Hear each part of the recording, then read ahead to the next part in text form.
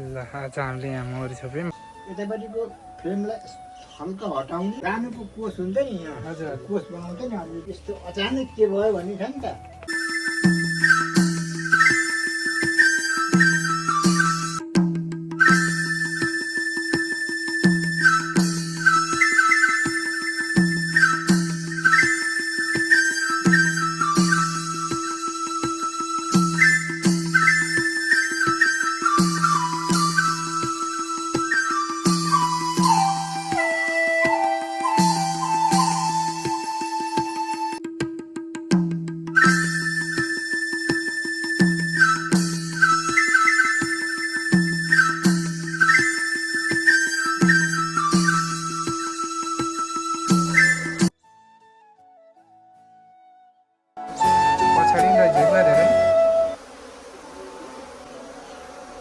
राम चाहियो मलाई कोही चिनिएन है बुवा?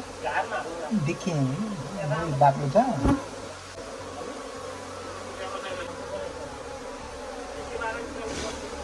बार त केही हुन्न नि बुवा यसको? समय हुन्छ होइन, मौसम हुन्छ होइन।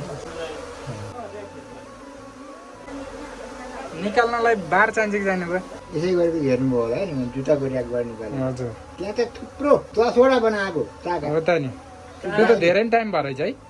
त्यो मसरको बेलामा म त्यो बाटो हिँडेँ माथि, त्यही बाटैपट्टि त्यो भयो दाइ हुन्, मैले चिनेकै दाइ हुन् क्या। ए हजुर। यो भाइ तिमी चाहिँ अब मौरी प्राप्ति गर, मेरा मौरी हेरिदिनु भन्न थाल्यो। कहाँ छन् भाइ, हेर न भाइ, जुत्ता ऱ्याकमा बसेर। भनेपछि त धेरै नै टाइम भएर है बुवा त? हाम्रो जस्तो एक हप्ता त भयो।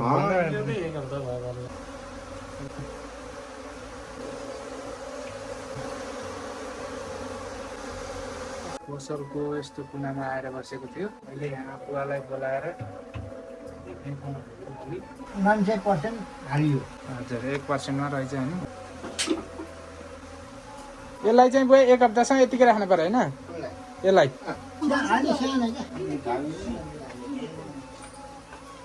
कस्तो लागिरहेछ कान्छ तिमीलाई यहाँ आएर? हो हजुरबासँग मौरी छोप्न आयो होइन। ल तिमीलाई नि थ्याङ्क यू, हजुरबालाई नि थ्याङ्क यू। यहाँ चाहिँ मौरी बस्यो यसरी होइन। कान्छो मौरी छोप्न आएका हुन् हजुरबासँग। ल बुवा केही बोल्नु? केही बोल्नु पर्ने केही पनि छैन होइन। हजुर पसलको चाहिँ ऱ्याकहरूको दुईवटा ऱ्याकको बिचको कुनामा मौरी बसिया रहेछ। हजुर त्यसलाई एकदम राम्रो सुरक्षित साथ एउटा पनि मौरी नमर्ने गरी घरमा सारिएको छ। हजुर अब तपाईँहरूले ध्यान दिनुपर्ने हुन्छ। यसलाई एक हप्तासम्म यहीँ रहन दिनुहोस्। त्यसपछि 7 दिनको लागि करिब 1 किलोमिटर टाढा लगेर राख्नुहुन्छ र फेरि ल्याउनु भयो भने जहाँ राखे पनि पाइयो। होइन भने यसलाई मात्र 1 फिट दैनिक 1 फुटको हिसाबले बाहिर जहाँ पनि सार्न सक्नुहुन्छ। होइन नि राजा, एक उमल कम, यो भरिको तर 1 उमल कम आयो। रानो यहीँ छ, कन्फर्म भयो है? हजुर रानो यहीँ आयो। त्यो भएपछि त्यहाँ जान्छ होइन बुवा? त्यहाँ भित्र गइसक्यो कि? कहाँ देखियो?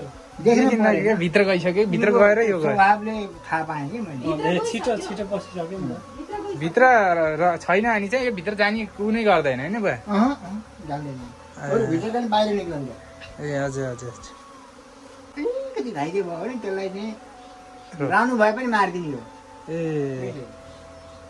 तिनीहरूले यो गर्छन्? फेरि अर्को रानो बनाउँछ। हजुर हजुर। जब छिल्छ नि छिलेपछि चाहिँ यो आन्द्रा भुइँसहित निक्लन्छ। यो आफै मर्छ होइन? ओह्रालै हुन्छ।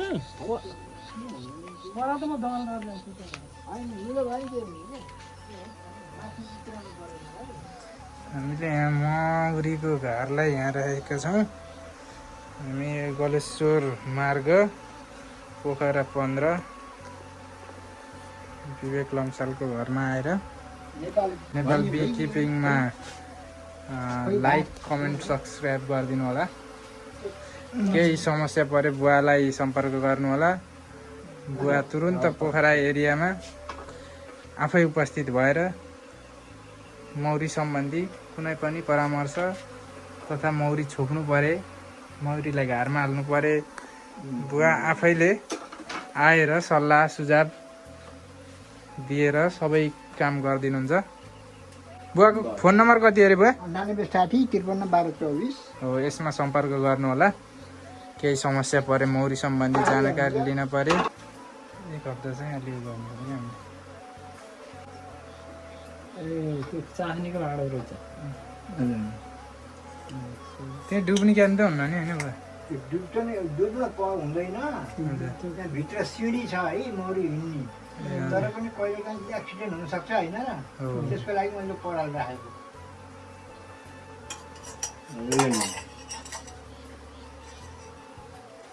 माथिको ढल्ला त कहिले कहिले मात्रै होला नि खोल्ने।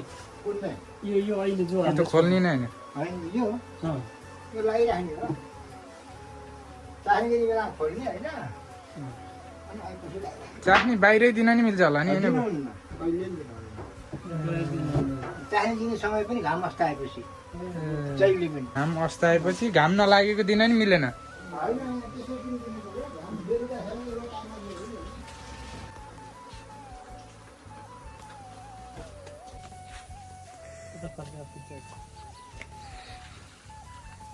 ल आज हामीले यहाँ मौरी छोप्यौँ। बुवा अब केही भन्न छ? केही भन्नु छैन, मौरीको राम्रो स्याहार जतन गर्नु होला। त्यही ए, हुन्छ, म केही समस्या पऱ्यो तपाईँलाई फोन गरिहाल्छु। लिनै आइन्छ। ल अहिलेलाई भिडियो इन गऱ्यौँ हामीले है।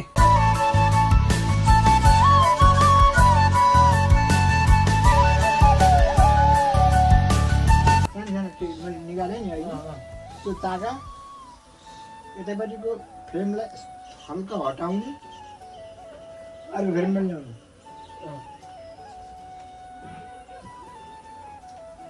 यसरी राखिएको हुन्छ, र हल्का यतापट्टि ल्याउने। त्यहाँ अहिले धेरै हालिए छैन होइन, ग्याप छ। 7वटा छ। अझै हट्छ दुईटा। 7वटा छ, 3वटा छ।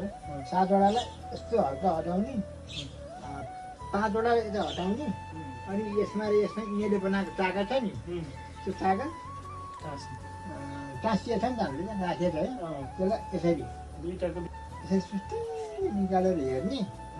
त्यो चाकाको सानो सानो प्वाल हुन्छ नि, त्यो प्वालमा हाम्रो टाउकोमा पर्ने लिखा हुँदैन, जुम्राको लिखा सेतो, ठ्याक्कै त्यस्तै लिखा यो कोषमा हुन्छ।